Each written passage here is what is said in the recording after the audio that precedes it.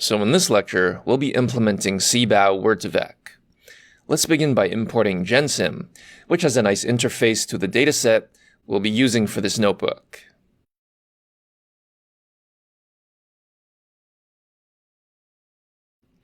The next step is to load in our dataset, which is called text8.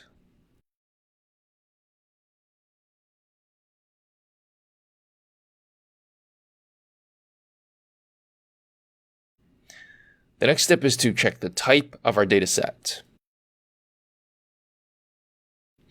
As you can see, this is a dataset object.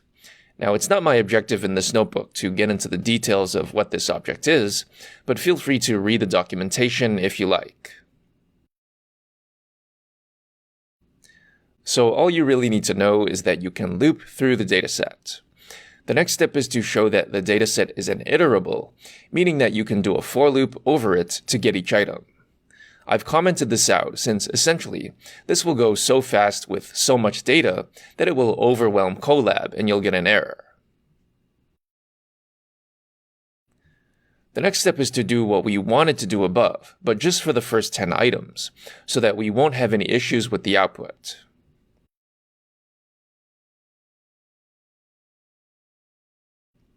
So as you can see, each item is a list of words. Thus, this is a dataset that is already tokenized.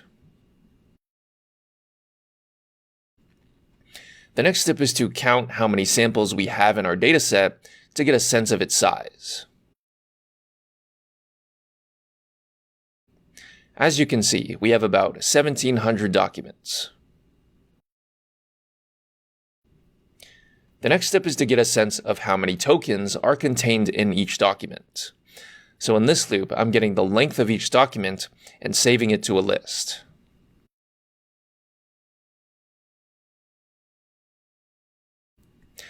The next step is to plot a histogram of the document lengths.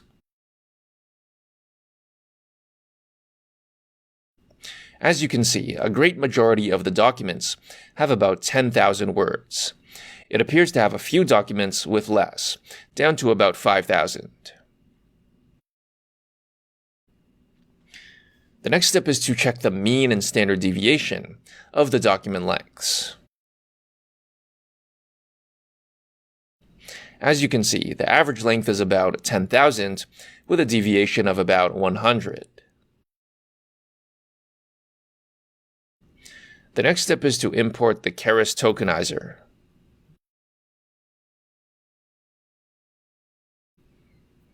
The next step is to fit the tokenizer to our dataset and transform the data into sequences of integers.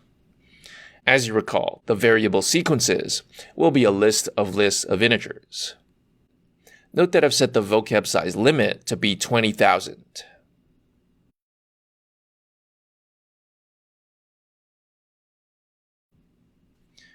Okay, so let's check the length of our sequences list. As expected, it still contains 1,701 items. Let's also check the length of the first document. So our first document has about 10,000 words, as expected. Let's now call the numWords attribute to see how many words our tokenizer contains. As you can see, this is set to 20,000, as expected. The next step is to check the length of our word-to-index map. As you can see, this contains about 250,000 words, much more than numWords. This is because this dictionary stores all the words it encountered, not just the words it keeps. The next step is to print out the word-to-index mapping, just to see what's in it.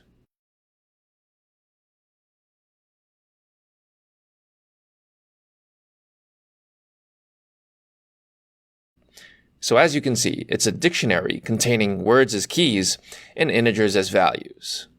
Note that they appear to be sorted by frequency, which makes sense since that's how we decide which words to keep. So we have the, of, and so forth. Note that the tokenizer also contains the reverse mapping, which is useful if we want to know what word our neural network has predicted.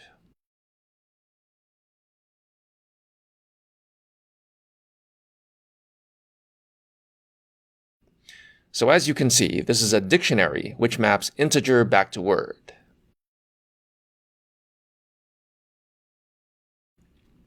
The next step is to do our imports for the rest of this script.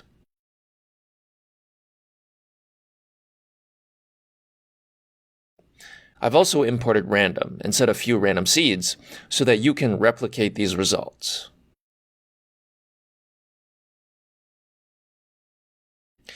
The next step is to build our model. To start, we'll need to decide what we want to set as the context size, as well as the embedding dimension. Note that these are hyperparameters, which can be tuned to optimize the results. I've chosen these values somewhat arbitrarily, so please feel free to test your own. In fact, that would be a great way to exercise what you've learned in this part of the course. Note that the context size is for both sides of the middle word. So this means 5 words on the left and 5 words on the right. In hindsight, it probably would have been better to simply set a variable for one side and then multiply by 2. The next step is to create our neural network. As you can see, this involves 4 layers: the input, the embedding, a lambda layer, and a final dense. Most of this is probably trivial, except for the lambda. Basically, the lambda layer allows you to specify your own function, but as a keras layer. This is helpful if you have some custom function you want to define, and you want to incorporate it into a neural network. So you can see here that all it does is call the Tensorflow reduce mean function on axis 1. As you recall, the output of the embedding has the shape n by t by d. So axis 0 corresponds to n, axis 1 corresponds to t, and axis 2 corresponds to d. We want to get rid of the t-axis because we want to take the mean of each embedding vector in the sequence of context vectors. Because of this, the output will have the shape n by d, which is what we normally have for tabular datasets. Also notice that the final layer sets use bias to false.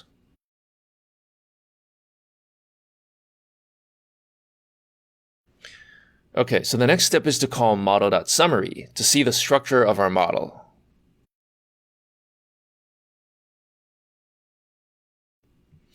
As you can see, this shows us our 4 layers.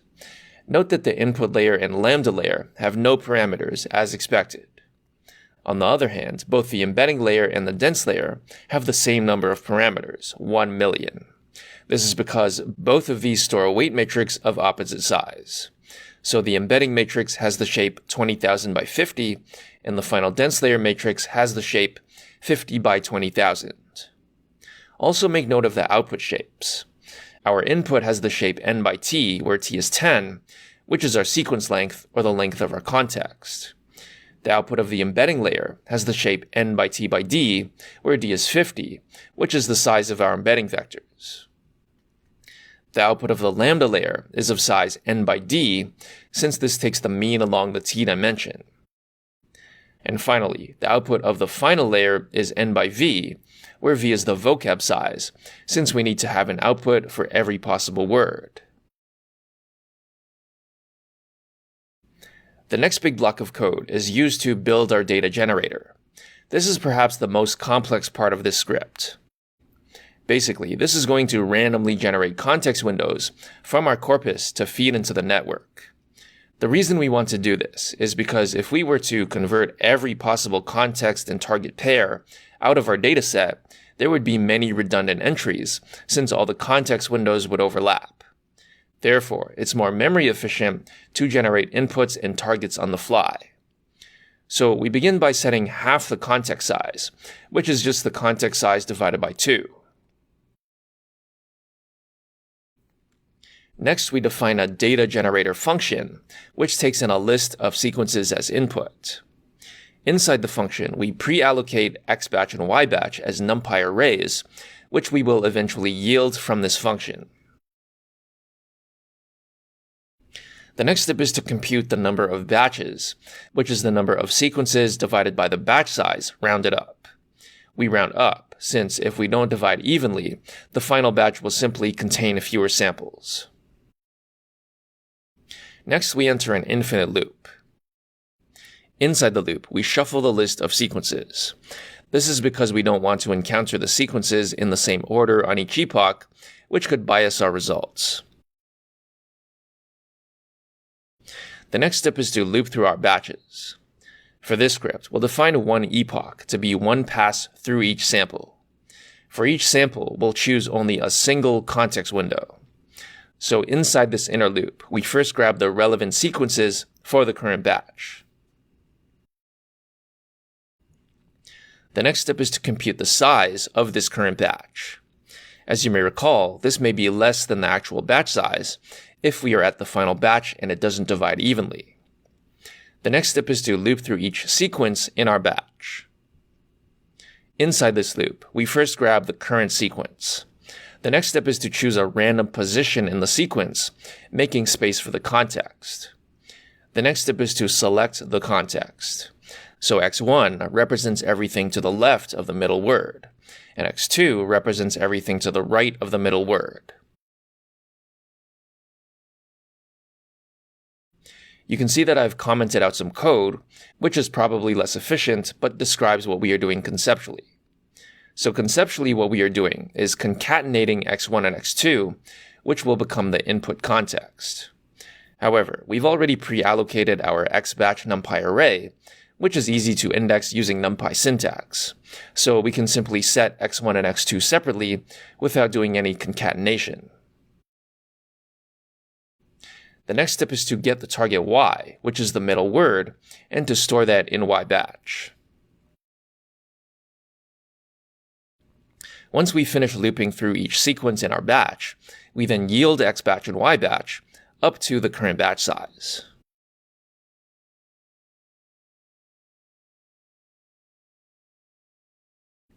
The next step is to call the compile method, which you've seen before.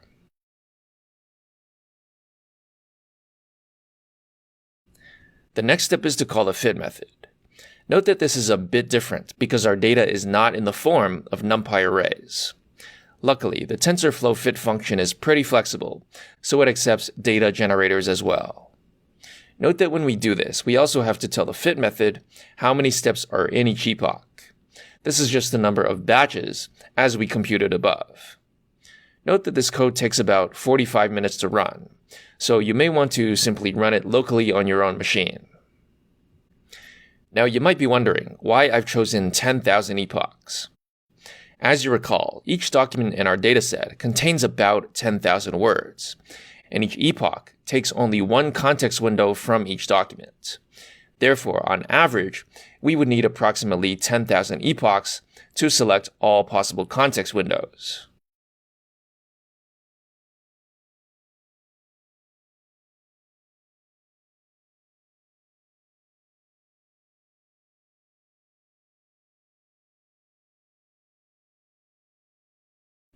The next step is to plot the loss per epoch. Note that the loss per epoch is pretty stochastic. This is because, as you recall, predicting a word in a sentence given other words in a sentence has some variation. That's why we can build things like language models that generate different text every time we run it. But overall, the loss is decreasing, which is good.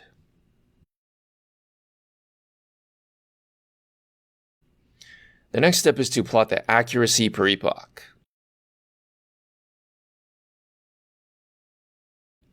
Again, we see that it's pretty stochastic, but overall it increases.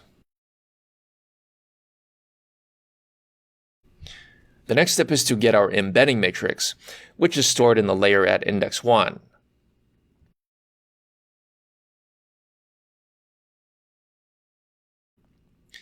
The next step is to create an instance of scikit-learn's nearest neighbors object.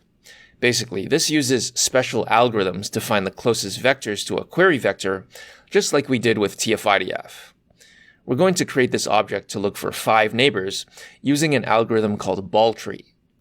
We also need to call the fit method, passing in our matrix of embeddings. So basically, what we're going to do later is pass in a query vector, and then this neighbors object will tell us which of these embedding vectors are the closest. In particular, it will choose the 5 closest vectors.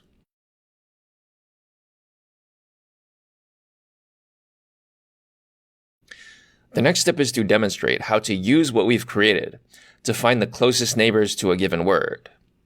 To start, I've chosen the word queen. The first step is to get the integer index for this word, which is stored in our tokenizer. The next step is to select the corresponding embedding vector for this word. Note that because scikit-learn models expect a 2D input array, I've indexed the embeddings at queenIDX to queenIDX plus 1, which gives us back a 1x-d matrix. The next step is to call neighbors.kneighbors, passing in our query vector. This will return both the indices of the closest vectors and their corresponding distances.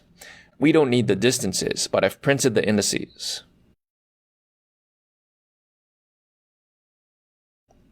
Okay, so as expected, it gives us back a list of integers. Luckily, our tokenizer also has a mapping from index back to word, so we can see what words these indices represent.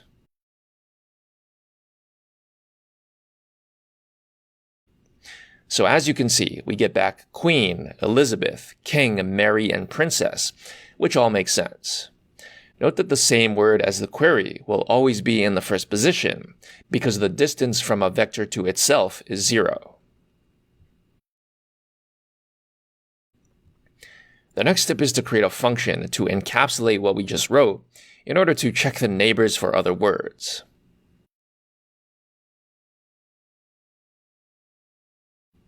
So let's try the word uncle. As you can see, the results other than uncle are cousin, grandfather, mentor, and father. These make sense because they are mostly family relationships. Let's now try Paris. As you can see, the results other than Paris are Venice, Vienna, Florence, and Milan, which all make sense. These are all places in Europe. Now let's try Japan. So we get Taiwan, Turkey, Singapore, and Pakistan, which makes sense. These are all countries. Let's now try election. So we get presidential, elections, vote, and candidate, which all make sense. Let's now try California. So we get Texas, Florida, Illinois, and Michigan, which makes sense since they are all US states. The next step is to try an analogy. Basically, if we think of this like an equation, we can isolate queen to get king minus man plus woman. This gives us a vector, and we want to find the closest neighbors of this vector, which we hope will be queen.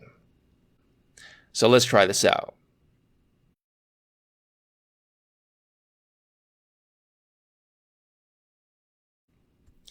Okay, so as you can see, queen appears in the list of top 5 neighbors.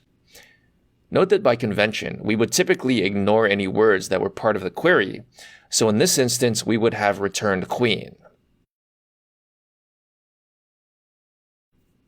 Let's now try this again, but for England is to English, as Australia is to Australian.